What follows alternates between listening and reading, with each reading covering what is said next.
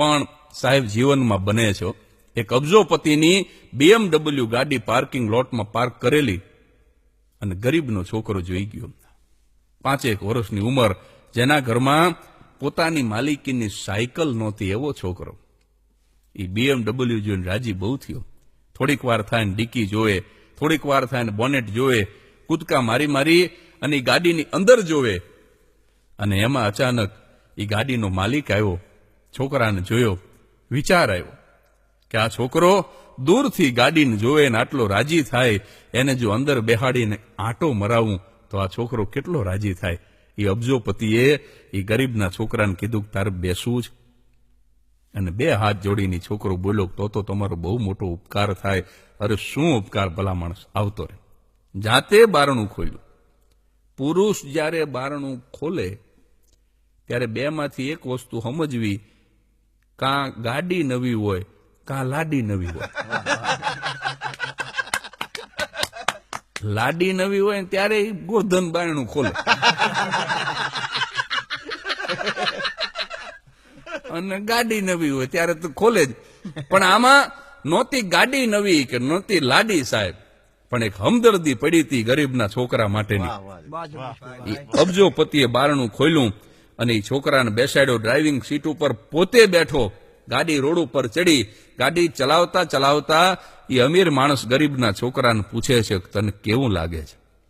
અને એ છોકરો બીજી વખત બહુ સરસ જવાબ આપે છે કે હું સ્વર્ગમાં આવી ગયો હોય ને એવું લાગે છે. આનાથી સારું તો સ્વર્ગે નહીં હોય, બહુ મોંઘી હશે નહીં? આ ગાડી તમે કેટલા રૂપિયાની લીધી? જેની પાસે સાહેબ બાઇસિકલ નહોતી, BMW નો ભાવ પૂછે છે કે આ ગાડી તમે કેટલા રૂપિયાની લીધી? અને ગાડી ચલાવતા ચલાવતા એ અમીર માણસ જવાબ આપે છે કે આ ગાડીની કિંમતની જ મને ખબર નથી, કારણ મારા જન્મ દિવસે મારા મોટા ભાઈ આ ગાડી મને ભેટ આપી છે. આ ગાડી હું લેવા નથી ગયો, એટલે આ ગાડીની કિંમતની મને ખબર નથી. પણ એ છોકરા, તને મોટા થઈ અને મારા જેવો માણસ થવું ગમશે ને? કે જેને આવી મોંઘી ગાડી તો માણસો ઇનામમાં આપે, ભેટ આપે.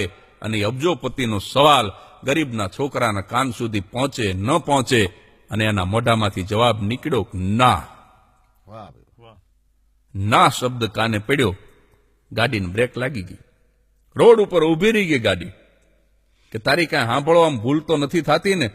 તને મોટા થઈને મારા જેવો માણસ થવું ન ગમે કે ન ગમે?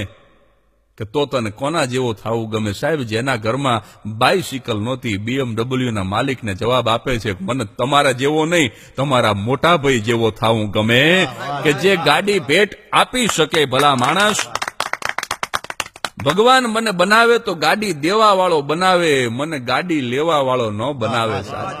કારણ કે નથી લેવામાં કઈ ગૌરવ, એ બધા ભિક્ષાના પ્રકારો છે. કોઈ પણ સ્વરૂપે તમે કાંઈ પણ સ્વીકારો, એ ભિક્ષા છે. નથી લેવામાં કઈ ગૌરવ, એ બધા ભિક્ષાના પ્રકારો છે. તું કોઈને આપનારો થા, તું દુઃખોને કાપનારો થા.